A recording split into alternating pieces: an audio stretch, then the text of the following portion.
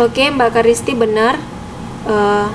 Ya, 10 itu jumlah bolanya. Jumlah bolanya kan dia ada 3 bola merah bergaris, 1 bola merah kotak-kotak, 2 bola biru bergaris, 4 bola biru kotak-kotak. Jadi dia 3 tambah 1 4, 4 tambah 2 6, 6 tambah 4 10. Benar Mbak.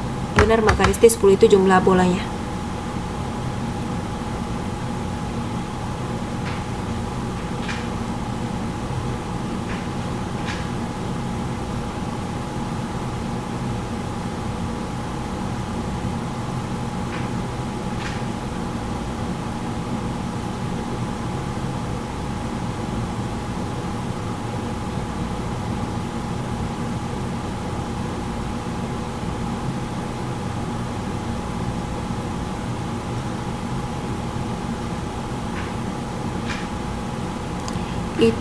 Oke Mbak Karisti, itu ada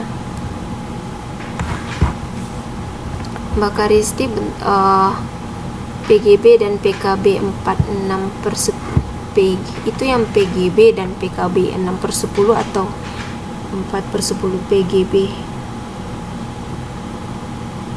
PGB. Untuk PGB di sini ditulis, untuk PKB 4/10. 4/10 Mbak, PKB. Oke Mbak Sumartin, apa bedanya antara peristiwa saling meniadakan dan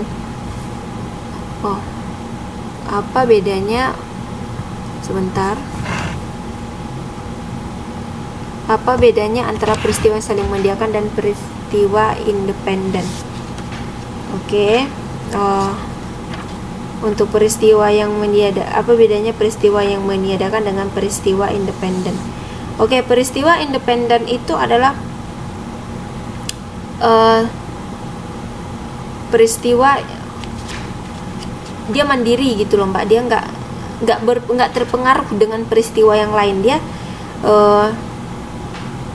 nggak mesti ada pengaruh. Dia nggak, peristiwa yang satu itu dia nggak punya pengaruh dengan peristiwa yang lainnya. Contoh tadi itu logam ya, mata uang logam tadi contohnya yang kita bahas.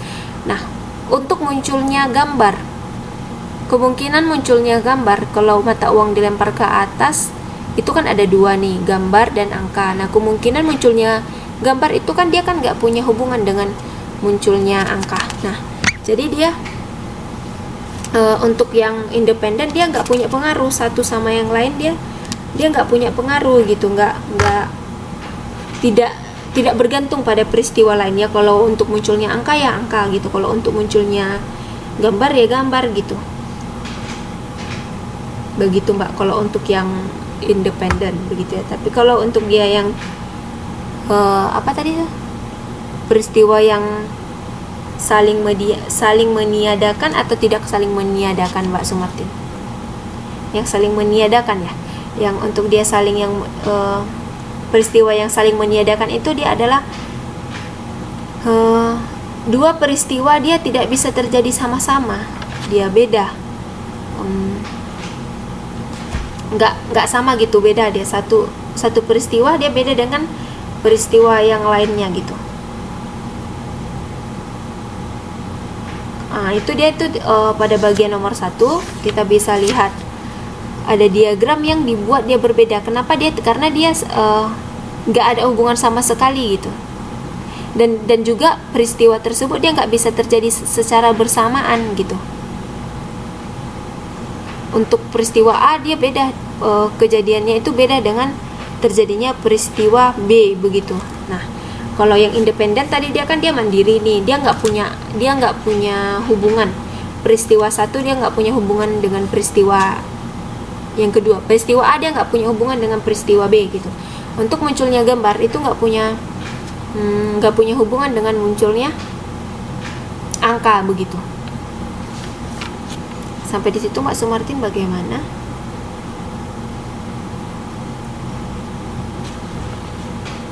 Kalau dia yang saling meniadakan itu dua peristiwa dia nggak bisa terjadi secara bersamaan gitu. Contohnya nih,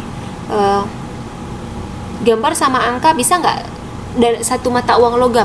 Untuk munculnya gambar sama angka bisa nggak muncul secara bersamaan? Padahal dia cuma satu mata uang, nggak bisa dong. Pastinya kalau dia munculnya nggak gambar, pasti munculnya angka. Nah, kalau yang independen tadi, bedanya apa? Kalau independen tadi dia nggak punya pengaruh, jadi kemungkinan munculnya angka ada pengaruh nggak sama kemungkinan munculnya gambar? Enggak kan? Jadi dia nggak punya pengaruh gitu. Kalau angka ya angka, kalau gambar ya gambar gitu. Kalau dia saling meniadakan tadi, dia untuk yang satu mata uang ini munculnya sekali dua bisa nggak? Kan nggak bisa begitu. Oke, udah jelas ya Mbak Sumartin? Oke, waktu kita tinggal 24 menit lagi, kira-kira begitu. Oke, kita lanjut aja karena ini kita lanjut ya. Atau masih ada yang bertanya? Oke, jelas? Oke, udah jelas.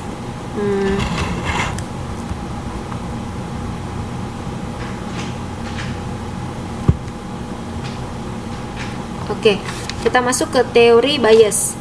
Nah, di teori bias ini dia lebih dikenal dengan nama kaidah bias. Nah, ada rumus gitu ya. Rumus ini dikembangkan oleh Thomas Bayes pada tahun 1763. Nah, mereka kasih contoh nih, ada di contoh di halaman 4.26, boleh dibuka bukunya. Mereka kasih contoh para pengusaha ekonomi. Dia buat dalam bentuk persen. Semuanya ada dalam bentuk persen. Nah, untuk pengusaha ekonomi lemah nih, 30% dari himpunan ini berusaha di sektor makanan, 25% minuman, 25% pakaian. Jadi dan 20% di sektor kerajinan. Oke. Nah, 50% dari pengusaha makanan, 30% dari pengusaha minuman, 10% pengusaha pakaian jadi, dan 2% dari pengusaha kerajinan yang telah diikuti penataran yang diselenggarakan oleh Kanwil Perdagangan Daerah Ibu Kota Yogyakarta.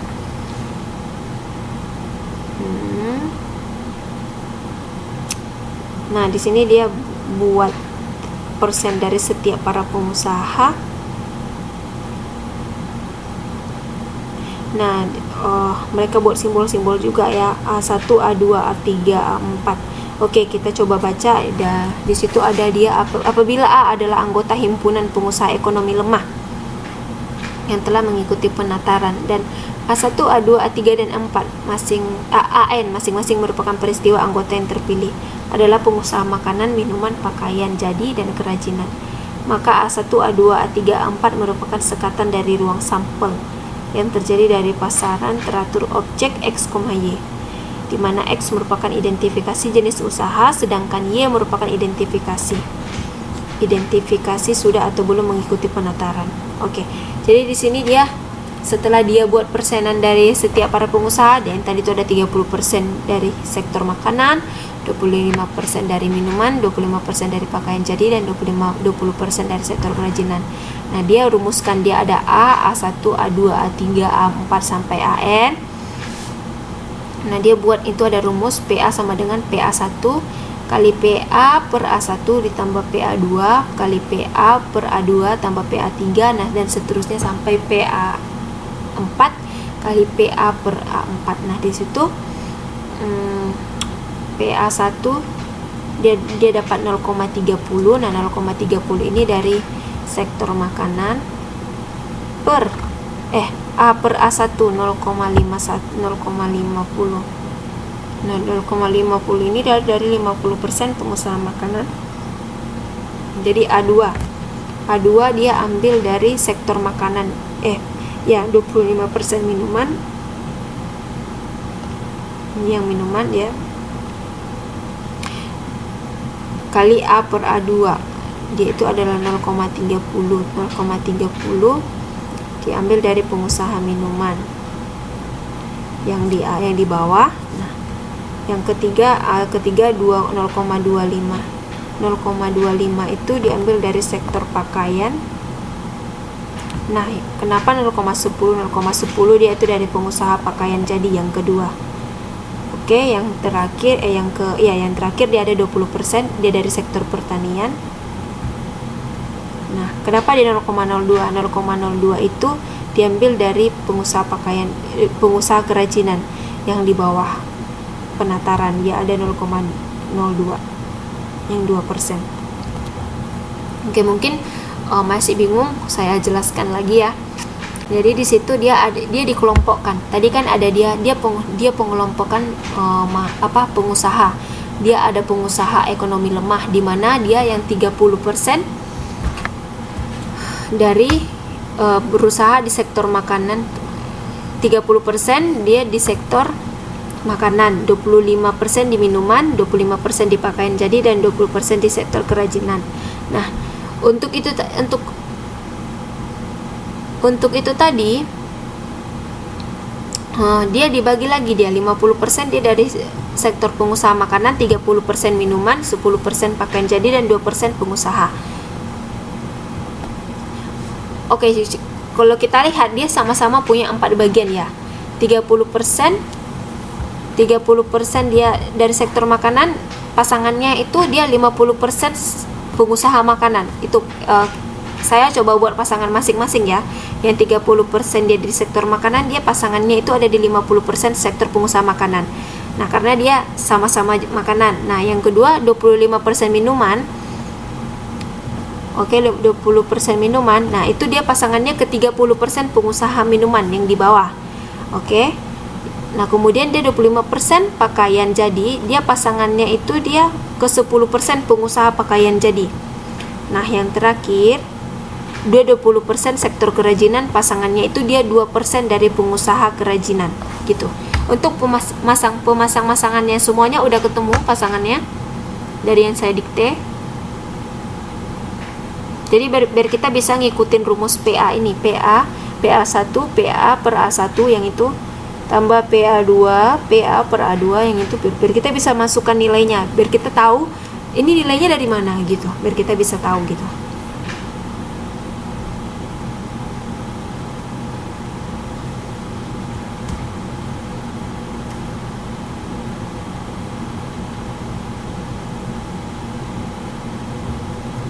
Oke, sudah. Mbak Karisti dan Mbak Dahlina udah.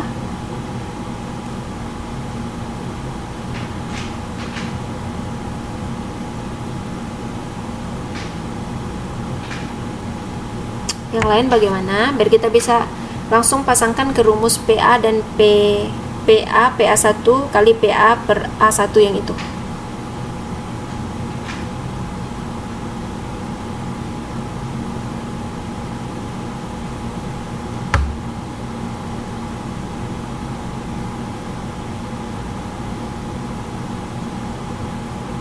Oke, Mbak Yeni udah. Oke, kita anggap sudah ya. Nah,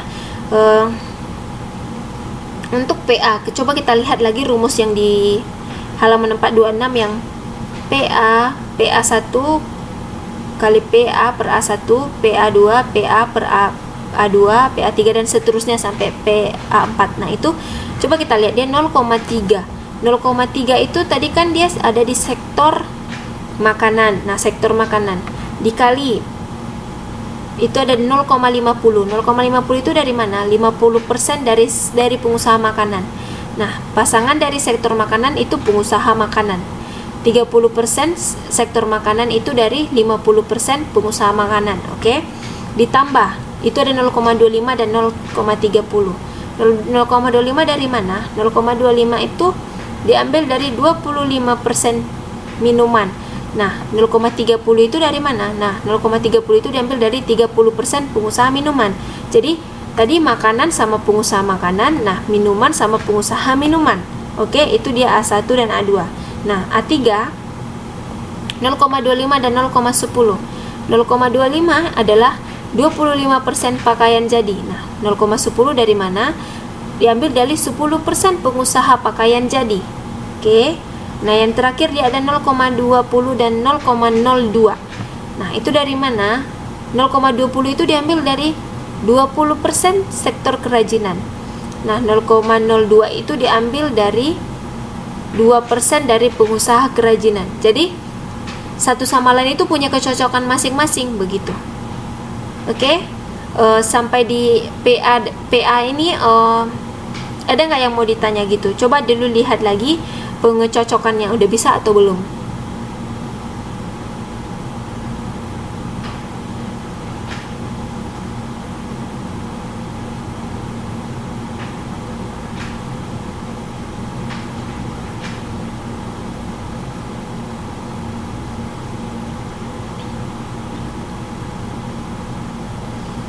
Oke, coba dilihat dulu lagi. Kalau sudah bisa diketik sudah, kalau belum bisa ditanyakan biar nanti saya jelaskan lanjut, biar saya jelaskan lagi gitu sampai ketemu gitu. Itu angkanya dari mana begitu.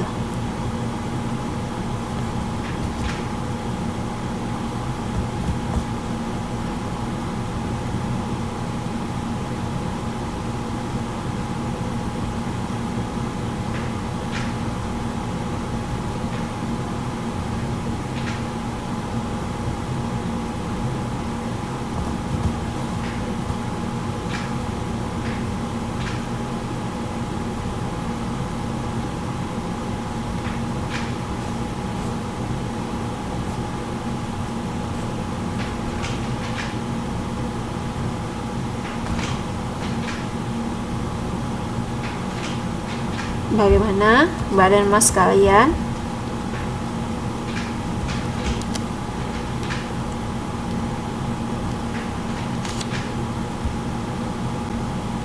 Oke Mbak Sumarti, ada yang tanya A per A1, A per A2 atau A per... Nah itu rumusnya Mbak. Nah itu diambil dari rumusnya begitu ya. Itu sudah rumusnya. Nah sekarang pertama kita harus tahu dulu angkanya dari mana gitu. Tadi saya coba jelaskan angka dari 0,30, 0,50 sama 0,25 sama 0,30 itu dari mana gitu.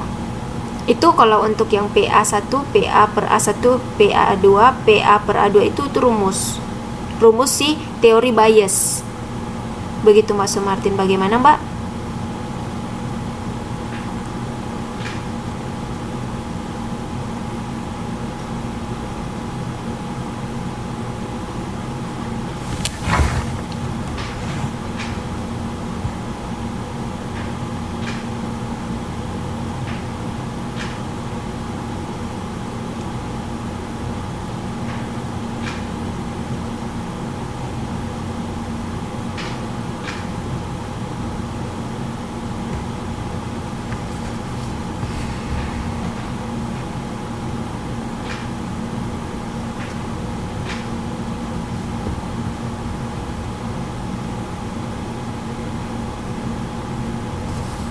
Oke, cara menghitungnya begini. Itu kan PA1 P per A per A1. Nah, tadi itu kan dikali nih PA1 dikali dengan PA per A1. Oke. Diambil dari mana? Nah, itu kan ada 0,30 dikali 0,50. Dapat dari mana sih? Gitu ya. Nah, itu 0,30 kita coba lihat lagi di atas itu ada contoh diambil dari kumpulan para pengusaha ekonomi lemah. Nah, kita kelompokkan satu-satu. Itu ada 30% dari sektor makanan, 25% dari sektor minuman, 25% dari sektor pakaian jadi, dan 20% dari sektor kerajinan. Nah, untuk dia makanan, sektor makanan berarti di sini ada 4 sektor ya. Sektor makanan, sektor minuman, sektor pakaian jadi, dan kerajinan. Nah, itu dari mana? Itu mereka ambil dari 30%, 25%, 25% itu dari mana? Nah, ternyata dari 30% sektor makanan itu ada dia 50% pengusaha makanan. Nah, itu ada di situ kelompok pengusahanya. Dia itu ada dia 50% pengusaha makanan, 30% pengusaha minuman, 10% pengusaha pakaian jadi, dan 2% pengusaha kerajinan. Oke. Nah, di sini kan dia pengen tanya nih PA1 PA per A1 begitu. Oke. Nah, di sini dia dapat dia 0,30 kali 0,50. Nah, itu dari mana? Untuk PA1 itu dia banyaknya persenan para pengusaha ekonomi lemah. Nah, A1 itu apa? A1 itu dia sektor makanan. Berapa sektor makanan? 30%. Kita lihat di atas. contoh ada dia 30% himpunan berusaha di sektor makanan. Oke, 0,30. 0,50 dari mana? 0,50 atau PA per A1 itu diambil dari 50% pengusaha makanan. Kenapa 0,30 digandengkan dengan 0,50? Karena 0,30 dan 0,50 itu sama-sama berada di sektor makanan. Begitu. Nah, kemudian dilanjut lagi dengan PA2 kali PA per A2. Nah, itu ada angka 0,25 dengan 0,30. Itu didapat dari mana? Nah, didapat dari minuman. Nah, untuk yang 0,25 itu diambil dari 25%, 25 per 100, berarti 0,25 pengusaha dari minuman. Ini sektor minuman nih. Nah, dia diambil dari, nah, yang kemudian ada 0,30. 0,30 diambil dari mana? 0,30 diambil dari 30% pengusaha minuman. Nah, jadi dikelompokkan 25% minuman, sektor minuman, dan diambil dari 30% pengusaha minuman, begitu. Selanjutnya sama dengan yang PA3, PA per A3. Nah, itu dari mana? Dia diambil dari 25% pengusaha di sektor pakaian. Jadi, nah, dibagi dengan, itu disandingkan dengan 0,10. Nah, ternyata ada 10% pengusaha pakaian jadi. Nah, sama dengan yang dia di 0,20 dengan 0,02. 0,20 dari mana? Dia diambil dari sektor kerajinan. Dia ada 20% sektor kerajinan, dan 2% diambil dari para pengusaha kerajinan. Dia ada 2%, 0,02. Oke, buat Mbak Sumartin, oke, sudah mengerti. Baik, yang lain bagaimana? Waktu kita tinggal 8 menit lagi. Kalau ada yang mau ditanya, bisa ditanyakan sekarang. Oke, terima kasih sudah mengerti untuk kaidah Bayers. Nah, kita lanjut ke bagian distribusi binominal dan normal. Oke, di sini kan ada bagian-bagian nih. Nah, kalau kita kan tinggal 8 menit lagi. Nah, kalau nanti seandainya Mbak dan Mas punya pertanyaan, bisa tanya langsung via inbox Facebook ataupun via email. Kita terbuka, bisa kita bahas, Mas. Kita bisa bahas, dan saya juga bisa kasih jawaban sama Mbak dan Mas sekalian di situ. Nah, itu pun kalau ada yang kurang dipahami ya. Nah, sekarang kita masuk ke bagian distribusi binominal dan normal. Nah, untuk bagian ini ada dia 4 bagian, yaitu distribusi probabilitas diskrit, distribusi probabilitas kontinu, harapan matematis, dan terakhir distribusi binominal dan normal. Oke, untuk yang 4 bagian ini,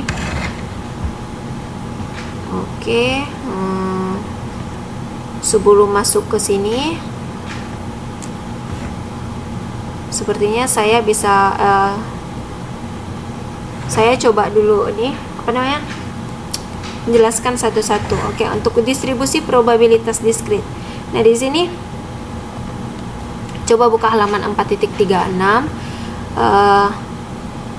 Di sini ada diketahui adalah bila variabel X diketahui sebagai set diskrit. Nah, himpunan bilangan bulat saja dari nilai-nilai X1, X2, X3 sampai X seterusnya. Nah, dengan probabilitas P1, P2, P3 sampai P selanjutnya, di mana jika P tersebut dijumlahkan, P1, P2 dan tambah P3 sampai Pn itu sama dengan 1, maka kita telah mengetahui distribusi probabilitas atas X fungsi Px yang secara betul-betul adalah P1 sampai Pn, dan untuk X sama dengan X1 sampai Xn sampai X selanjutnya, begitu ya. Maka kita sering sebut dengan variabel acak diskrit. Apa itu variabel acak diskrit? Variabel acak diskrit itu disebut juga dengan variabel random. Random sama dengan acak, begitu. Nah, di sini ada contohnya nih. Kita langsung aja masuk ke contoh biar semuanya paham. Oke. Untuk 2 buah dadu dilemparkan bersama-sama, dan misalnya X adalah jumlah biji yang keluar pada kedua dadu tersebut adalah 1 ditambah 1, 1 tambah 2, 1 tambah 3, dan seterusnya sampai 6 tambah 6. Maka distribusi probabilitasnya dapat dilihat di tabel berikut. Oke.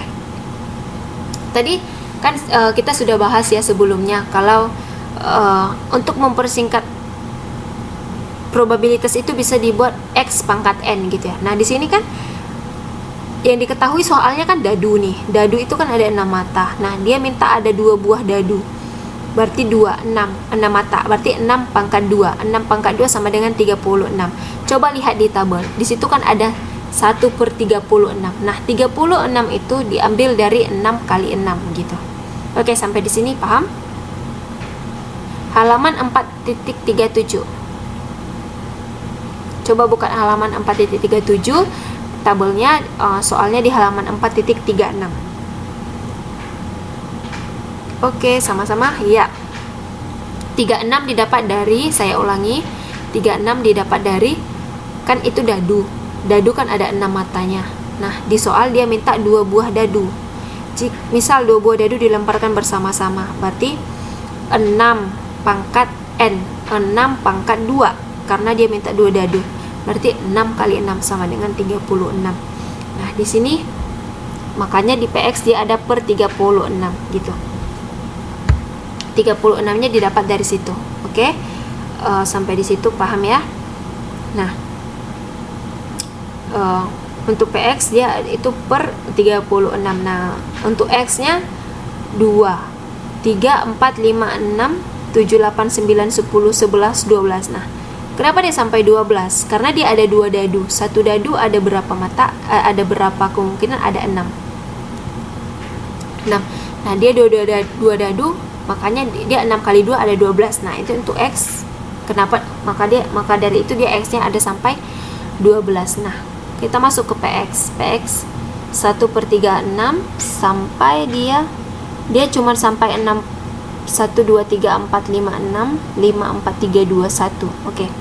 Dia semakin lama semakin, dia dari 1 sampai 6, dari 5 sampai 1 lagi. Oke. Ini kita bisa lihat tabel itu kan tabel A yang X sama PX. Nah, itu punya hubungan dengan tabel B yang ada di bawah, yang kemungkinan ke-1 itu ada di bawahnya biji pada dadu 1, biji pada dadu 2, biji total atau X, frekuensi dan PX. Ketemu ya di bawah tabel A ada tabel B. Nah, kita bisa tahu nanti itu dapat dari mana. Nah, untuk kemungkinan pertama, biji pada dadu 1, biji pada dadu 2. Nah, untuk kemungkinan pertama munculnya mata 1. Berarti pada dadu 1 1, pada dadu 2 1. Berarti totalnya 1 tambah 1 sama dengan 2. Maka dari itu biji total X itu 2. Oke, frekuensinya 1 kali. Kenapa? Karena dia cuma 1 kali lempar. Berarti dia 1/36. Oke. Jadi untuk yang 1/36 itu diambil dari frekuensi yang ada tabel B yang di nomor 2. Paham ya semua ya? Nah, untuk yang kedua, untuk kemungkinan kedua pada biji 1 munculnya ini mata 2 itu 1, dan untuk pada biji 2 pada dadu 2 pada biji pada dadu 2 munculnya angka 2 itu ada 2. Totalnya 1 ditambah 2 3. Berarti frekuensinya ada 2 kali. 2/36. Diambil dari jumlah frekuensinya 2. 36 tadi yang N, jumlah mata dadu dipangkatkan 2 gitu. Oke. Sama dengan kemungkinan ketiga. Dia biji pada dadu 1 ada 2, dan biji pada dadu 2 ada 1. Nah, itu bisa dilihat juga, dia 2 tambah 1 sama dengan 3, sama frekuensinya 2. Jadi untuk 2 bagian ini dia ada 2 frekuensi. Yang pertama pada biji 1 dia kemungkinan terjadinya itu berbolak-balik gitu loh, bertolak belakang, bergantian begitu loh. 1 2, yang untuk yang kemungkinan ketiga dia 2,2 dia 21 gitu. Oke. Sampai di sini paham?